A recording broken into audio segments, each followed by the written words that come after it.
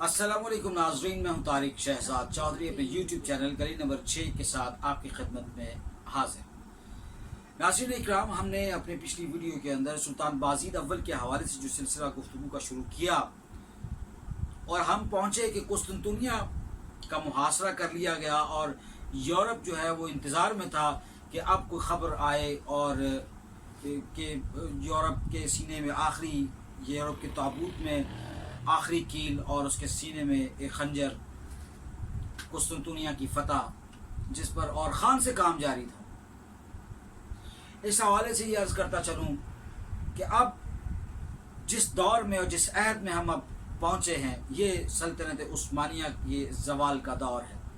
اس میں یہ ابھی تک کہ ہماری وہ پہلی ویڈیو جس میں کسی سلطان کا ذکر نہیں، اس کے حالات کا ذکر ہے اور سلطنت عثمانیہ کی اس زوال کا ذکر ہے۔ اللہ تعالیٰ نے جب کسی قوم کو آگے عروج اور بخشش دینی ہوتی ہے، جب اللہ تعالیٰ نے کسی انسان کے اوپر کرم نوازی کرنی ہوتی ہے، تو یہ اس کا دستور ہے کہ اس کو کندن، بھٹی سے کندن کی طرح اس کو پکا کر نکالتا ہے، اس پر امتحانات ڈالتا ہے۔ اسی طرح جب کوئی قوم ان حالات سے نبرد آزما ہو کر، تیار ہو کر اور اس بحر تلاطم خیز کی موجوں کا مقابلہ کرتی ہوئی اور ان کا سینہ چیرتی ہوئی اور اپنے بلند آہنی جذبات اور عزائم کے ساتھ سینہ سپر ہو کے آگے بڑھتی ہے، تو وہ وقت کی تنابیں اپنے ہاتھ میں پکڑتی ہے۔ طفل مکتب کا یہ کام نہیں ہے۔ اسی حوالے سے یہ عرض کر رہا ہوں کہ جو تیمور لنگ، جو مغل بادشاہوں کا ایک ایسا شخص گزرا ہے جو سیواس میں پیدا ہو، یہ بنیادی طور پر تیمور لنگ جو ہے، یہ تیمور لنگ نے سلطان بازید اول کو وہ چیلنج کیا تھا کہ ان کے درمیان ایک وہ قضیہ تھا اور اس کا تعلق جو ہے وہ براہ راست اس موقع سے ہے کہ جب قسطنطنیہ کا محاصرہ چھوڑ کر سلطان بازید اول تیمور لنگ سے لڑنے چلا گیا۔ تیمور لنگ بنیادی طور پر ماورت النہر میں مقیم ایک شریف خاندان سے تھا۔ 1369 میں یہ خراسان کے تخت پر جلوہ افروز ہوا۔ پھر جس کا یہ تخت جو تھا وہ، یا جو صدر مقام یا جو دارالحکومت جو تھا وہ سمرقند چلا گیا، اور دیکھتے ہی دیکھتے اس نے ایک ایسے خوفناک لشکر کا روپ دھارا کہ یہ جناب ایشیا سے ہوتے ہوتے پورے ایشیا سے دلی تک جناب، اور پھر دمشق تک اور بحر آرال سے لے کر خلیج عرب تک پھیل گئے، اور فارس، آرمینیا اور اس کے ساتھ ساتھ پھر دجلہ، فرات اور اس کے بالائی علاقوں میں بحر قزوین سے لے کر بحر اسود تک کے درمیانی علاقے اس کی سلطنت کا حصہ تھے۔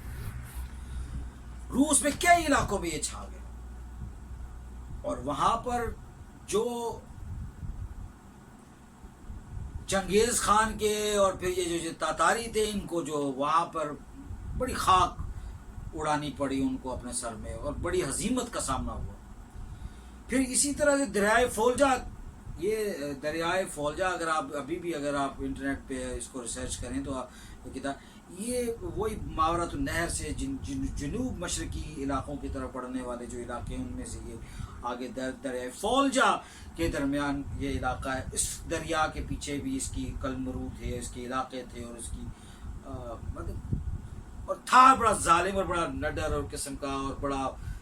تیمور لنگ کے حوالے سے یہی اختلاف ہے تاریخ کے اندر، قضیہ ہے کہ اس نے راستہ روکا سلطان بازید اول کا۔ خیر، لیکن یہ میں نے بتایا کہ تاریخ جو ہے وہ انسان کو سبق دیتی ہے، اور یہاں دیکھنا یہ ہے، غور یہ کرنا ہے کہ نفاق یعنی کہ اتفاق کی عدم موجودگی میں کیا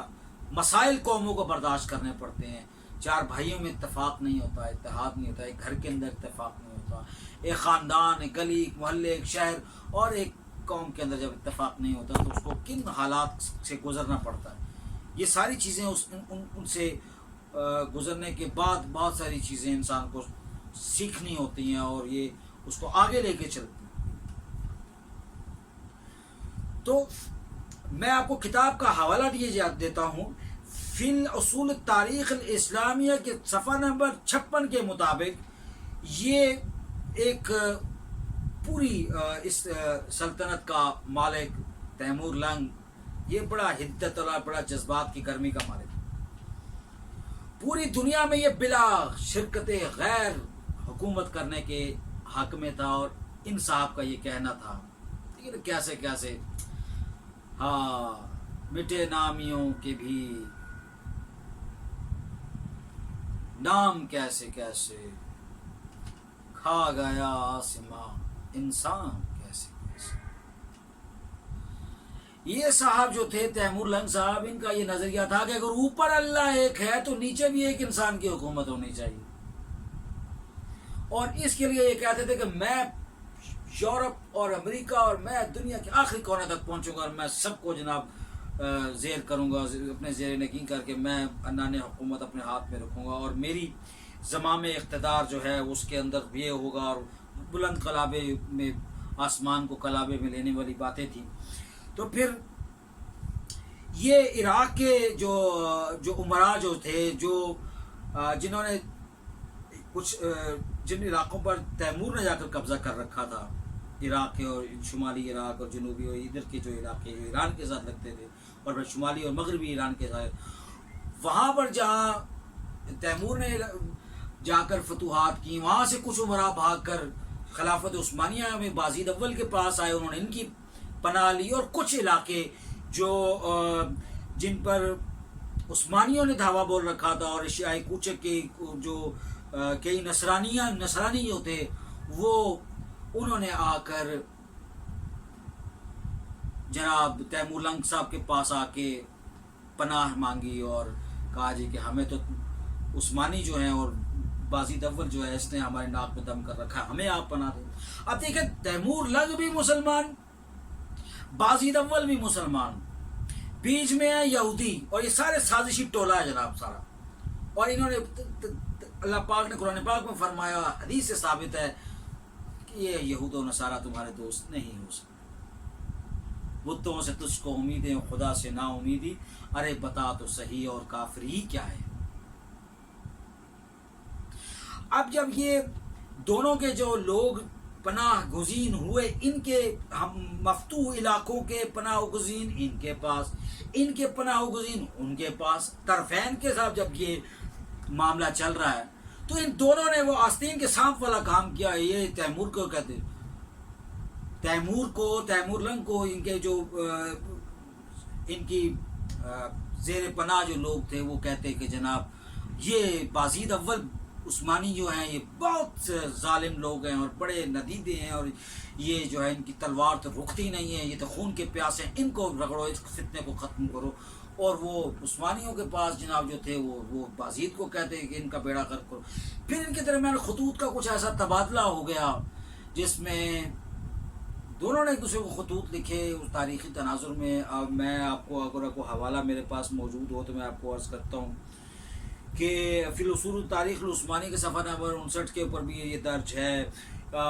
میں اگر عرض کروں تو دولت العثمانی تو تاریخ الاسلامی الحدیث کے حوالے سے عرض کروں تو اس میں یہ حوالہ جات فی الاصول تاریخ الاسلامی کی 56 نمبر صفحہ نمبر 56 میں یہ ان کو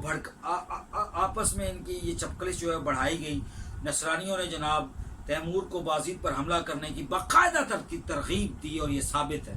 اور پھر اس کے بعد یہ طرفین سے جب یہ خطوط کا جب تبادلہ ہوا تو وہ جلدی پر تیل کا کام اس نے دیا، اور ان کے بازید اول کے نام ایک خطوط میں جس طرح وہ کرجہ حصار کے اوپر والا معاملہ ہوا تھا خطوط کے اندر، اسی طرح جناب یہ معاملہ سامنے آیا تو تیمور لنگ نے کہا کہ تمہارے والدین کی، آبا و اجداد کی، یعنی عثمانیوں کی اسلام کے لیے اگر کچھ خدمات نہ ہوتی جن کا میں لحاظ نہ کرتا تو ورنہ تمہارے تو میں یہ پرخچے اڑا دیتا، اور تم تو تھے ہی کچھ نہیں، اور فلان اور دھمکان، اور کرتے کرتے اس نے اس کو گھٹیا حکمران تک کہہ دیا۔ اور پھر جب یہ بادشاہ اور سلطنت عثمانی بادشاہ جن کی اپنی تاریخ ہے اور ایک موجود ہے، وہ خیر اس نے جناب یہ چیلنج قبول کیا، اور وہ جب یہ قسطنطنیہ کا معاہدہ جو پچھلی ویڈیو ہم نے ختم کی تھی جس جگہ پر، یہ اب اس کے ساتھ آپ انٹر لنک کریں، وہاں سے تیمور صاحب یہ جناب بازید اول صاحب، سلطان بازید اول جب وہ چھوڑ کے ادھر پہنچے تو یہ ان کی اس وقت کی غلطی سے تسلیم کی جاتی تھی وہ یہ ہے کہ انہوں نے اس کا چیلنج قبول کر لیا. اور حالات اور واقعات کے حوالے سے میں یہ عرض کرتا چلوں کہ کیا ہوا جب یہ جناب انہوں نے اس کا چیلنج قبول کیا. اسے بولا میں تجھے معاف کرتا ہوں. یہ جو منگول ہی ہیں، یہ بھی مغل بھی، اور یہ جو تاتاری ہیں ان کی جو مغل آ کے جنہوں نے ہندوستان میں بھی حکومت کی، تو پھر ان کا بھی وہ سٹائل تو وہ رہی ہے، وہ ان میں سے کسی کا بھی بہت زیادہ ادبی سٹائل تو رہا نہیں. ان کا تو طرز و طریق ہے اور ان کا وہ عمیق مطالعہ جو رہا ہے وہ جنگ کی رہا ہے، اور جنگجو قسم کے لوگ تھے. تو اس کی ان کڑوی باتوں کا جواب بجائے کہ میٹھے کے دینے کے، انہوں نے بھی کڑوی باتیں کی، اور انہوں نے بھی وہ زہر جو ہے وہ جب تلواروں کو لگا اور شمشیر و سنا کی جب بجلیاں چمکنا شروع ہوئیں تو جناب وہاں سے محاصرہ چھوڑ کر قسطنطنیہ کا سلطان بازید اول جو ہے وہ اس کے پیچھے بھاگے، ان پر حملہ کیا. اور جناب جب ہم چیلنج قبول کرتے ہوئے تو اس وقت ایسا تھا کہ میں یہ سمجھتا ہوں کہ جو حملہ کرنے سے پہلے دونوں کی اگر سوچ تھی نا تو وہ غیرت سے بڑھ کے اپنی سرحدوں کی توسیع تھی. تو ایسی توسیع کا بھی کیا فائدہ کہ جس کے اندر اسلام یا شاعر اسلام کو نقصان پہنچے نہ کہ فائدہ ہو. تو یہ ایسا ہوا کہ عالم اسلام کے اوپر یہ اس کے ساتھ بیچارے کا جا کے اس نے جس جگہ پہ جا کے حملہ ان کا ہوا آپس میں، وہ جگہ ایک ایسی تھی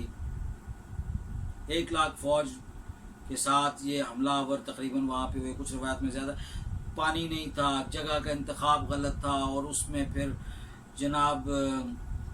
سلطان بازید صاحب بڑی کوشش کی، بڑی سپاہ ان کی ماری گئی، پیاسے مارے گئے، زخمی ہو گئے، اور سلطان بازید اول بھی جو ہے بیچارہ وہ گرفتار ہوا. اور اس میں اس کے بیٹے بھی 4 جو ہے وہ اس میں سے ایک کے بارے میں ہے کہ وہ مارا گیا، ایک روایت ہے کہ وہ قید خانے میں ڈالا گیا، زخمی ہوا. لیکن عالم اسلام جو ہے وہ اس حوالے سے میں یہ عرض کرتا چلوں کہ اس کو لان تعانی کر رہا تھا تیمور لنگ کو کہ تو نے مسلمان جو یورپ فتح کرنے جا رہے تھے تم نے ان کو آ کر ادھر پھنسایا اور تم نے یہ سازش کی ہے. اس حوالے سے پھر یہ اس نے چھوٹی چھوٹی سی ضربیں لگانے کے لگا کر چھوٹی چھوٹی جو ان کی جو عیسائیوں کی چھوٹے چھوٹے قافلے ان کے اوپر حملے شملے کر کے اس نے ثابت کرنے کی کوشش کی کہ مقصد میرا بھی وہی ہے. تیمور لنگ کا جو اس نے کہا کہ میرا بھی مقصد اور مسلک وہی ہے، اور میں بھی یہی چاہتا ہوں کہ لا الہ الا اللہ کا پرچم جو ہے وہ جناب جائے وہاں تک، حکمرانی مسلمانوں کی گھوڑوں کے نقش جو ہے وہ یورپ میں چھپے. لیکن اصل میں وہ اندر سے تو وہ ٹھیک نہیں تھا. میں یہ تاریخی حوالے سے اگر کسی کی غلطی ہے درست کر لیں. پھر وہ اس نے کہا جی مجھے کوئی نہیں روک سکتا، میں نے یہ کرنا ہی کرنا ہے. پھر وہ خیر میں بھی یورپ بھی فتح کرنا چاہتا ہوں. میں یوحنا کے گھڑ سواروں کو اس نے کچھ نے مروایا، اور وہ بھی ایک نام نے حادثہ ایک سلسلہ ہے. پھر اسے تیمور ایشیائی کوچک کی سلاجقہ کو اپنی املاک کی طرف واپس کر دیا. وہ جو وہاں سے انہوں نے عثمانیوں نے علاقے فتح کیے ہوئے تھے، وہ جو سلاجقائیں تھیں ان سلاجقہ کو انہوں نے مطلب جو زیر نگین تھیں بازید کے عثمانیوں کے، وہ عثمانی سلطنت عثمانیہ سمجھے کہ ٹوٹنا شروع ہوگی اور ریختگی شروع ہوگی. یہ ہے سلطنت عثمانیہ کا زوال. اور پھر اسی طرح وہ خود مختار ہوتی جائیں گی اور سیاسی چال یہ چلتی رہے گی. اور تخت و تاج کے لیے بازید کے بیٹوں کے درمیان بھی پھر جناب ایک قضیہ کھڑا ہوا.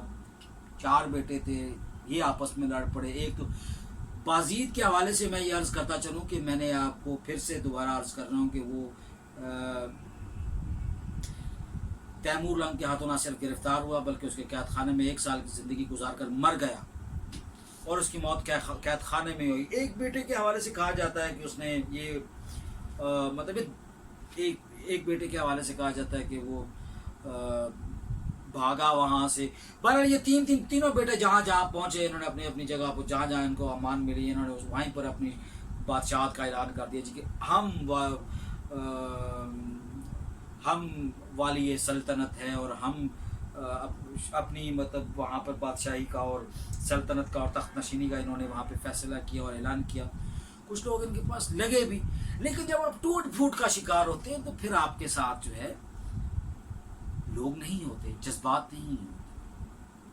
اور پھر یہی ہوا کہ یہ 10 سال جو ہے خانہ جنگی اندرونی خانہ جنگی کے رہے، اور اس میں جناب یہ 806 تھا 816 ہجری یعنی کہ 1403 تا 1413. باقی پھر یہ یہ میں بتاؤں شمال مشرق کی طرف ایک اماسیا نام سے ایک جگہ ہے، وہاں پہ اس کا ایک چھوٹا بیٹا چلا گیا، اس کے ساتھ بھی کچھ ہم رقاب سپاہی تھے، اس نے بڑی کوشش کر، لیکن بات یہ ہے کہ محمد فاتح کتاب ہے جی، محمد فاتح سالم رشیدی کی، اس میں اس نے یہ بڑے وثوق کے ساتھ لکھا ہے کہ تیمور لنگ نے سب کچھ جو کچھ خاکستر کر دیا، بڑا دولت عثمانیہ کا شیرازہ مکمل ٹوٹ گیا، اور اس کی ابتلا کے اندر اس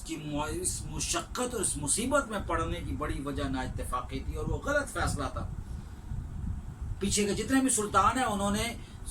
جب کوئی علاقہ فتح کر لیا ایک طرف تو اس پہ شیر کی طرح نظر رکھی ہے، وہاں اسلامی نظام رائج کیا ہے، وہاں پر فلاح و بہبود کیا ہے، اسلامی تہذیب اور روایت کی نقش بندی کی ہے، وہاں پر اس کی چھاپ لگائی ہے،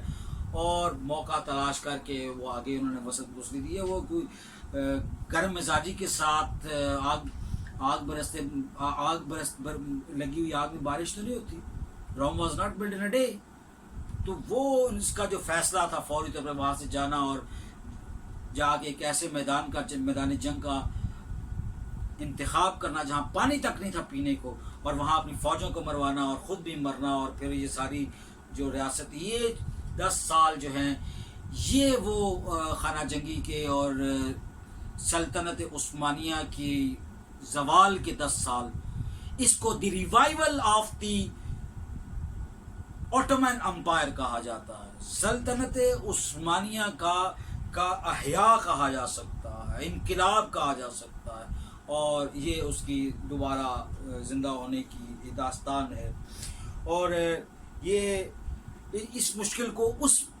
عظمت سے پہلے آنا ضروری تھا جس کی طرف یہ آگے بڑھنا تھا۔ یہ سلسلہ، یہ قانون الہی ہے کہ جیسے میں نے پہلے کہا کہ اللہ تعالیٰ یہ اس قوم کو طاقت اور ہمت دے کے بھی اور پھر کمزوری دے کے بھی آزماتا ہے، اور ثابت قدم رہتے وہ آگے بڑھتے۔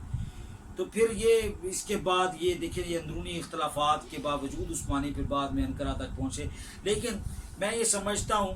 کہ یہ سارا جو زمام اقتدار کا اور ساری اس تحریک کا جو دار و مدار ہے یہ آنے والے حکمران تک ہے، اور تو جب تک اگلے ہم اس عہد کی طرف نہیں آتے کہ جب تک یہ لڑائیاں، یہ اندرونی جھگڑے، یہ قتل و غارت، یہ اقتدار کے لیے بھائی بھائی کا جو گلا کاٹتا ہے، تو یہ اس وقت تک جاری رہتا ہے کہ جب تک اللہ تعالیٰ اس پر رحم نہیں کرتے یا خود سوچتے۔ یہ 10 سال اسی طرح جاری رہے جب تک سلطان محمد نہیں آیا، اور اس نے آ کر پوری خلافت عثمانیہ کے جو ٹوٹے بخیے تھے، جو ٹکڑے تھے، اور جو یہ اس کے مختلف حصے تھے، ان اور مختلف عصبیتیں اور مختلف گروہ جو تھے، ان کو ایک مٹھی میں نہیں کیا، ان کو متحد نہیں کیا، ان کو متحرک نہیں کیا، اور محمد فاتح جو ہے وہ بلا شرکت غیر دولت عثمانیہ کا امیر منتخب ہوا، حکمران منتخب ہوا، تب جا کر پھر یہ خانہ جنگی اور یہ زوال کا جو دور ہے یہ ختم ہوا۔ اس کے بعد آنے والے جو دور ہے اس حوالے سے ایک نئے سلطان کی جو خلافت عثمانیہ کے نئے والی ہیں جو محمد فاتح، ان کے حوالے سے ہم اپنی اگلی ویڈیو میں بات کریں گے۔ تب تک کہ اجازت دیجیے، اللہ حافظ۔